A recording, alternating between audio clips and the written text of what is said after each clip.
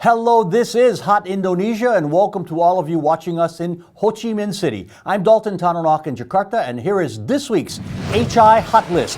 Failing flagship. Should the national air carrier Garuda be saved at any cost? Bali blame. Not one international tourist has arrived since pandemic doors reopened. Businesswoman Niluh Djelantik shares her frustrations. And Double O Dilemma, who will be the next James Bond? We have our actor predictions. Here are my co-hosts now. Millie Lukito is CEO of the Mobiliati Group, which includes the Indonesia Tatler magazine from her home in Jakarta. And sitting in for Sandrina again is Linda Ibrahim, writer and business consultant in Jakarta. Hot topic number one, failing flagship. The government says the country's national air carrier is technically bankrupt with negative equity of nearly $3 billion. Troubles began for Garuda Indonesia 10 years ago with a major corruption case involving top management. More recently, its president-director got a one-year prison sentence for smuggling high-end bicycles aboard a flight. Then, of course, came the coronavirus, which shut down the travel industry big time. Linda, restructuring is underway. Legal bankruptcy is a real threat, and there's possibility of a government bailout. Which is best, in your opinion, at this point? I always believe that a business should make a profit, even though if it's a state-owned enterprise. This is not the first time that Garuda is getting into financial trouble, and the government has been bailing them out way too often, I believe. So it doesn't make any sense to me as a business person to be holding on something that is continuously losing profit on behalf of nationalism. And just because you want to have a flag carrier, I believe it's a false sense of pride or nationalistic pride. So I think better to just sell them. I mean, look at Air India. It will not be the first time a flag carrier is finally sold. Air India experienced this a few years ago, and then the government of India decided to sell it. And now it's stopped becoming a problem, and it's becoming an airline that actually serving the country better. So that's my take. So sell off the assets and start whatever new carrier wants to come to the market, let them come. Yeah. Okay. Millie, what do you favor at this point? Well, Garuda or Garuda, always a victim of markups and corruption. You know, it has been gone through a major restructuring before during President Gus Dur. But then the same story repeats again because Garuda is always used as a vehicle of corruption by past regimes. So in my opinion, Garuda is our sovereign airline. So it has to be rescued financially. But the most important thing is to put in place a very clean management, you know, and to run it professionally like a company.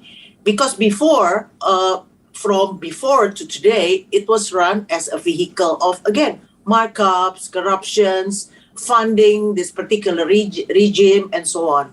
Because, come on, Garuda has a monthly revenue of about $200 million per month. It's not bad. So if it's running well, it can be a profitable company. Yeah, you mean pre-COVID, it had $200 million a month. Yes. Yeah. Okay, you know, let's talk about the branding issue. You know, there's two sides of two opinions right there.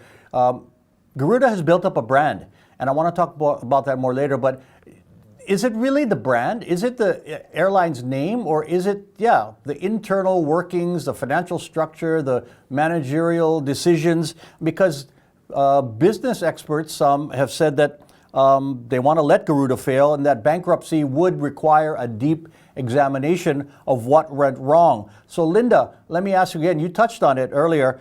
Is this Garuda brand crucial? I seem to think so. Or should we start fresh with a new name and does it really matter? Oh, well, branding is one thing. You can make it private company and retain the name. If, again, you know, there is the argument about retaining some sort of an Indonesian flag carrier name, you know, that's one name. But management is a whole different ball game. I probably would like to point out there's a very good book that I read years ago. It took me actually almost like 6 months to read it because it's very complex. It's about the inner working of aircraft and airline businesses. This is the Boeing versus Airbus business book. And reading that book, it really opened up my eyes about the complexity of aircraft and airline business, and it's not something you joke about, you know. So this is not running a little bus line, you know, it's running airline. So again, you know, you can keep the name and maybe have like, maybe government retains a little bit of ownership there, you know, but you open it to private, you know, you can retain the name. Well, it is a public company. I mean, you know, people have stock in it, and of course the stock price is way down now, so it is listed.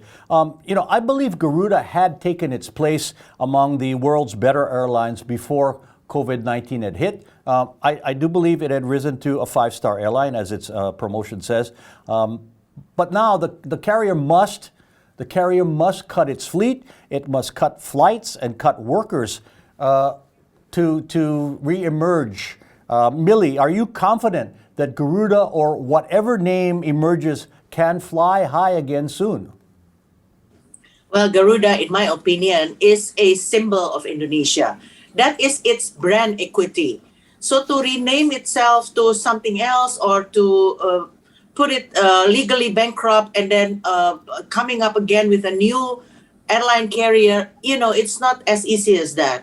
Garuda is a symbol of Republic of Indonesia, and therefore, in my opinion, it has to be rescued. But again, you have to put in place a very professional management team. That's my opinion about it. Yeah, and do you think it'll recover soon? I think it will in 2022, because there'll be an economic boom, because people have been holding back. They couldn't travel. They saved their money, and I think people will be flying all around the world. What do you think, Millie, real quickly? I believe restructuring will be successful because the community that supports Garuda, venture capitalists, investors, bankers, they have been making profit in funding Garuda so far. You know, they even have double, triple profit because of the markups before. So they are funding something that is supposed to be 10 cents, but they are funding it for something that is 30 cents. So there is already a double, triple profit for them. Okay, and my point was the public demand will grow as well, so it should push or lead to a positive environment for Garuda, or whatever the airline's name will be in 2022. Okay, Hot Indo will continue shortly with Bali blame. Did we know no visitors would arrive 1 month after we opened the gates? Entrepreneur Niluh Djelantik has her opinion next.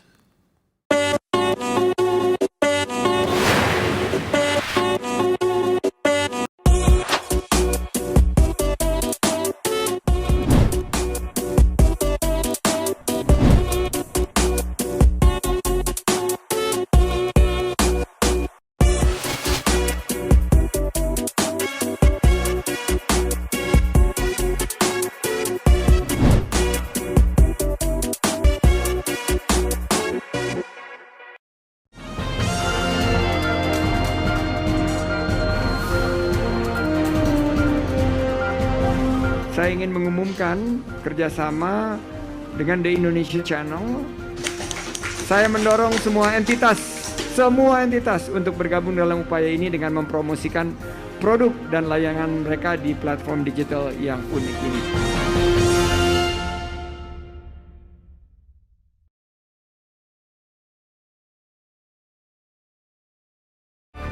Welcome to Foodiepedia. Every week in this program, I will introduce you to one of Indonesia's fabulous food items. Yummy. Beautiful. Now, I'm ready to cook. Let's go to the kitchen. It's done. Let's meet to eat. Foodiepedia on the Indonesia Channel.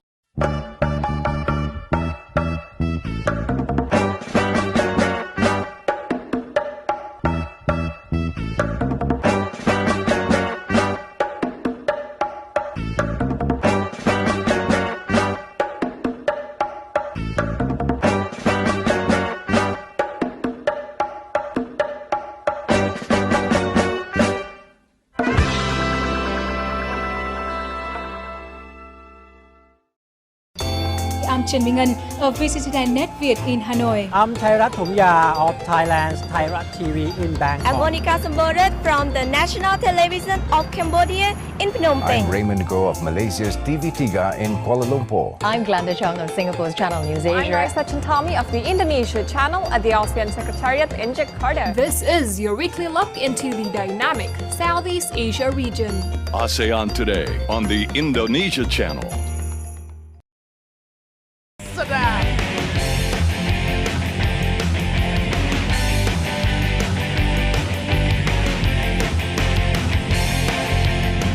The best of Bali, only on the Indonesia Channel.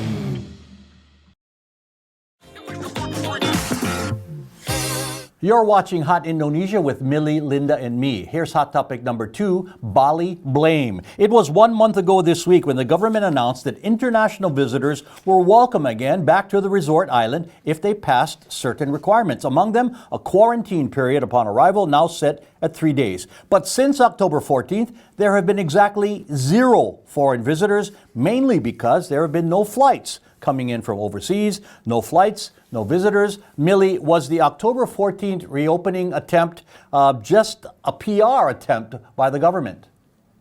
Oh, I'm sorry. First of all, I'm sorry to hear that for Bali. I'm really very concerned of Balinese people and all my friends who are hotel owners, restaurant owners. But one thing, for foreigners to come to Bali is to enjoy freedom, to enjoy holiday. But the fact that they still have to be confined 3 days in a hotel, I think that is such a no-no. So I think for the government, they have to decide soon to open the border. And when they say open, they have to open freely. That's my opinion, Dal. Yeah, you're right. And it's been said, or industry leaders say, it is the quarantine that's keeping people away from coming right now. Other countries have eliminated it. Among them, Thailand, Malaysia, Vietnam, Singapore. They have vaccinated lanes so they can avoid quarantine. Linda, why haven't we gotten rid of the quarantine?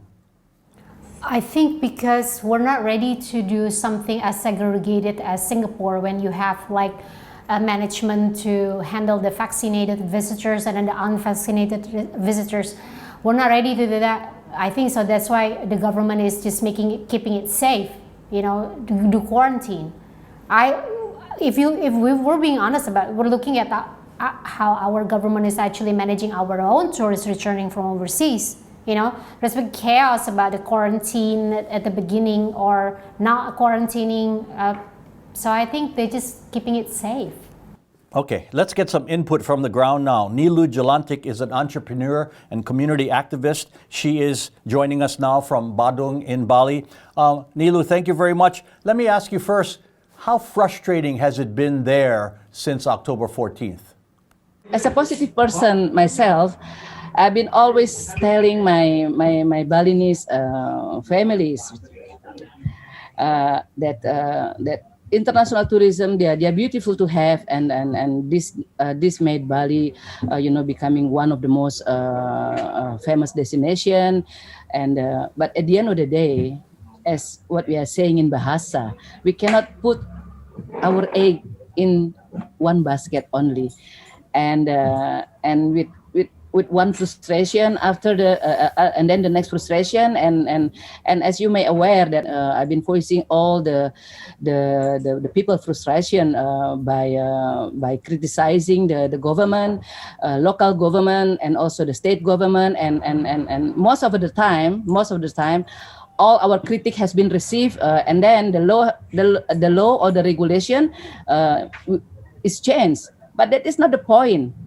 That is not the point. Niluh doesn't have to come in between their way, criticizing them and asking them to tell them, come on, hello, your rules doesn't work that way. You cannot just apply one day antigen and then the next day suddenly you ask the Indonesian tourists to go through the PCR test.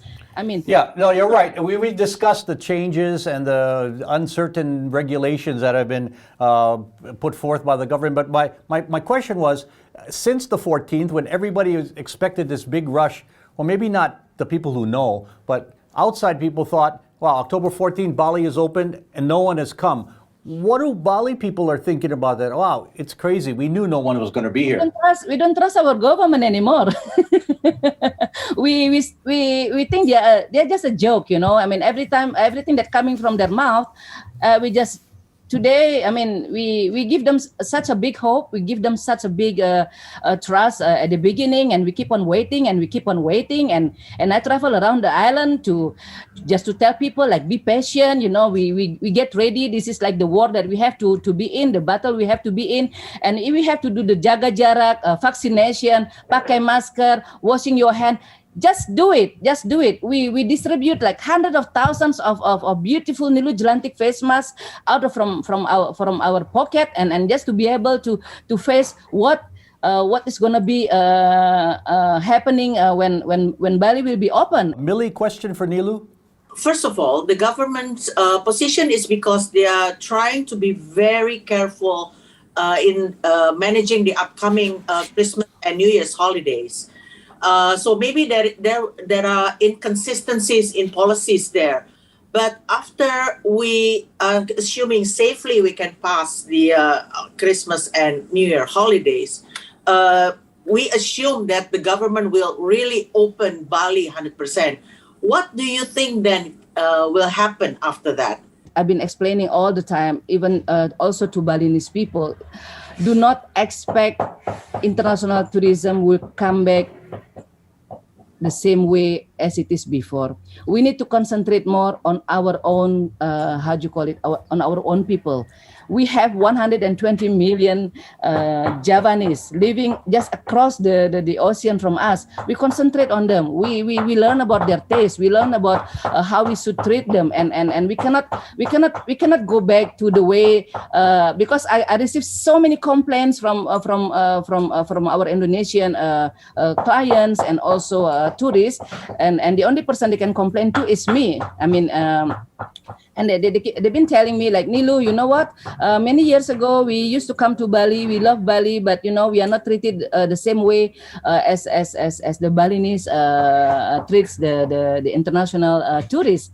And I am not trying to find someone to blame, because since 2020, I mean, all I can say to them, please forgive us. My sincere apology, my deepest apology. Please come home. Please come to Bali. I will make it up to you. We will do it better this time. And please accept our apology. Linda, question for Niluh, please. Mbak Niluh, my understanding is that since the pandemic, a lot of people who used to work for the tourism industry in Bali have returned to agriculture. Do you think when the tourism reopen in full swing, maybe not in 2022, maybe in 2023, those people who now are working in agriculture will return working back in tourism? What do you think? Well, maybe when we talk about agriculture, we have our leader say he said a few weeks ago or months ago that he said that he will put tourism on the last priority for Bali, and it hurts a lot of people. It hurts a lot of sector, because you don't choose to be in tourism. The tourism is there, and we are working on it. And as I said earlier, tourism is going to be there, but then we need to prepare our second boat, our second safety boat. So if there's anything happen with tourism, we already have our second option. And then so basically, let's say farming or agriculture that has been imposed and has been informed by government since last year. But the problem is that, do you know how much the price of a land in Bali? You know, I mean, you cannot just turn your profession into a farmer in Canggu. I mean, where the land price is about $200,000 for 100 square meter, and for me the solution right now for Bali is I wrote about it. We learned about Thai pass, right? and then also the sandbox in Thailand. I know it's not going to be perfect, but at least can we please, like what Ibu Mili has been explaining before, that the tourists, they will have a problem by staying 3 days in their hotels, especially the tourists from China. They only have let's say 7 to 8 days holiday, and they always come to Bali maximum 1 week. They never come to Bali and stay 8 or 9 days in Bali. They only stay for 1 week, and they already have a full schedule where they're gonna go, where they're gonna stay.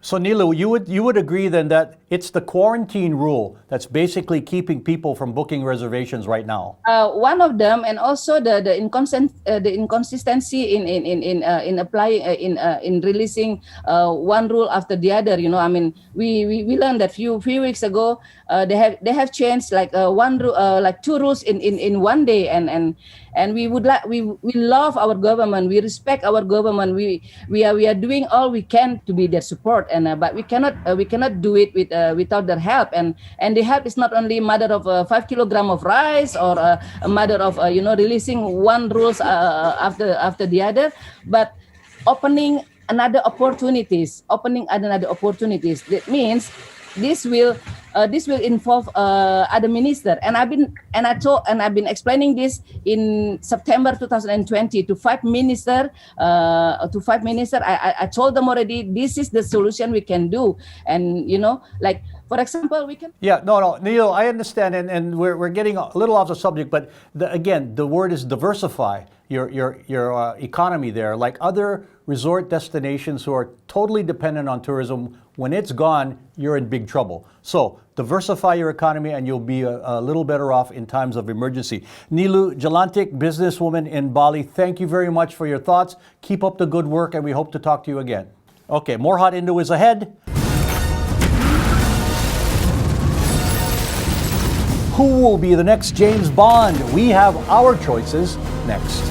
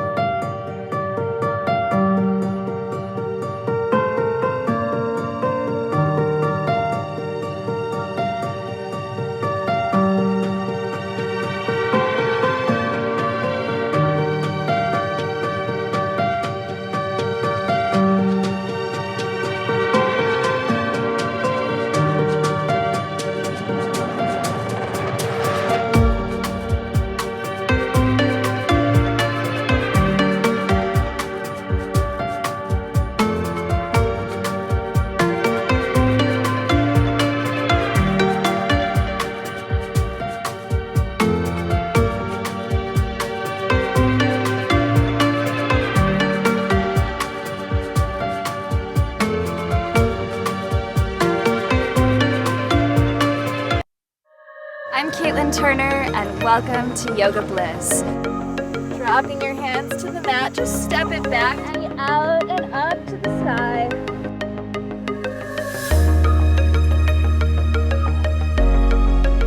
Up through your fingertips. Reach your right hand back behind your head. Let your hands separate forward and then start. Yoga Bliss, only on the Indonesia Channel.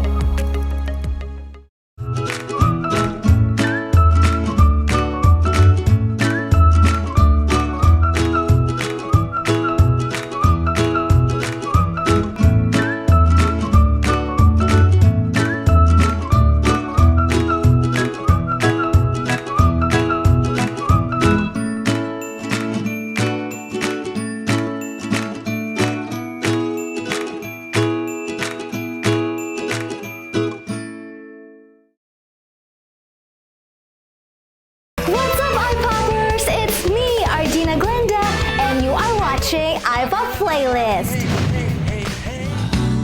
Semuanya perasaan, rasa cinta ku persembahkan untukmu di dalam lubuk hatiku.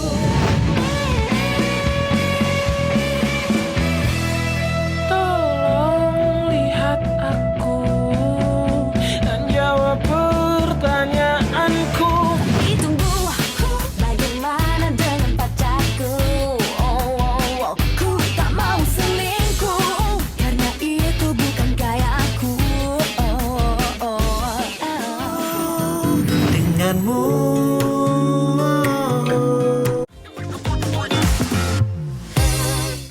You're watching Hot Indonesia from Jakarta. Hot topic number 3, Double O Dilemma. Why would I betray you? We all have our secrets. It's a 25th movie about British secret agent James Bond, and the 5th time actor Daniel Craig has played the character. He said he's done with the role, and the guessing game has begun as to who will take over as 007. Now first, and this is a spoiler alert, he's blown up at the end of the movie. So he will have to rise from the dead if James Bond is to continue, and I'm pretty sure he will. Speculation is that the new Bond will be, ladies, either maybe black or a woman. Here's who I would love to see, and it's pretty much tops many people's list. Idris Elba, the British actor who has been in Marvel and Star Trek movies, popular choice, but he's already said no. So, never say never again though. Linda, your pick for the new 007. Idris would have been my first choice, but now on to the second is Theo James. He's 36, he's British, and you probably would know him from the Divergent series, the film, and then also from Downton Abbey season 1. He played Mr. Pamuk, the dashing Turkish ambassador, was it attaché, whatever, but he would be perfect. He was actually, his name was in the cards a few years ago when they first started talking about replacing Daniel Craig, but then apparently that didn't pan out or something like that. So yeah, maybe if Idris Elba, unfortunately saying no because he would have been a perfect choice, why not Theo James? Okay, Millie, your choice. My choice is Reggae Jean Page. He's the actor from Bridgerton.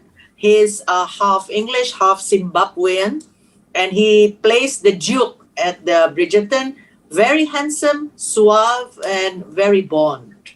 Okay, and I guess we're saying that the Bond carrier doesn't have to be white, but I've read that the producers said it must be a man. So that kind of takes all the women off the list, unfortunately, but maybe that time will come. We will see. It is feedback time now, and Tanjung posted this on our discussion about street begging declared haram or prohibited by an Islamic council. I don't think it's fair to bring religion in this matter. Just eradicate it. Rudy joined in. Sometimes beggars decline halal work because their income is bigger. Here's how to contact us with your feedback. Email at hotindo@theindonesiachannel.com or comment through our Hot Indonesia or Indonesia Channel Twitter, Facebook, Instagram, and YouTube pages. Final words, Millie. Well, at the end of November, I'll be traveling, and I'll be traveling quite long. And it has, in one point, it's poignant that I can travel again. But on the other side is also, we have to really keep our health protocols, stay healthy and stay safe. And I'm trying to tell the audience also to do the same, stay healthy, and go through the new year safe. Final words, Linda. I wish I could say the same, like Ibu Millie, that I'll be traveling long again soon, but that's not the case for me. My hope is that all of this gloominess surrounds us would dissipate along with the pandemic by the time the new year comes. And before that, from now, there'll be less and less sad stories. Hopefully we'll be returning on screen with, more hopes than less broken promises and broken dreams. Okay, let me add my final words to Millie's. I'll be heading off to the U.S. as well for a few days, my first international trip in nearly 2 years. I'm worried about the procedure, curious about the protocols, and happy that I'll get to do my Walmart shopping again. I will keep masking for the most part and avoid large crowds. I want to return to Indonesia healthy and with stories to tell of how normal life can resume safely. And that is Hot Indonesia for this week. For Millie Lukito and Linda Ibrahim, I'm Dalton Tanonaka. Thank you very much for watching. Please join us again next time.